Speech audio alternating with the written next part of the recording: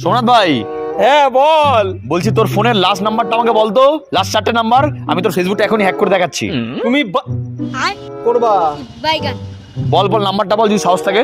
নে 90। দেখ তোর ফেসবুকটা খোল।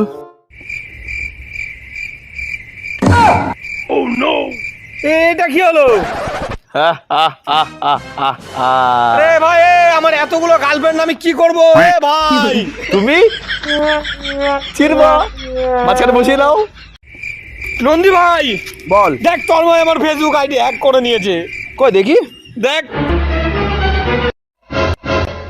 আবে তোকে বানিয়েছে মানে এ দেখ, আমার সাথে হয়েছে, এটা সবার সাথে হয়েছে। শালা বেইমানি করলো আমার সাথে। খাইছি শালারে আজকে।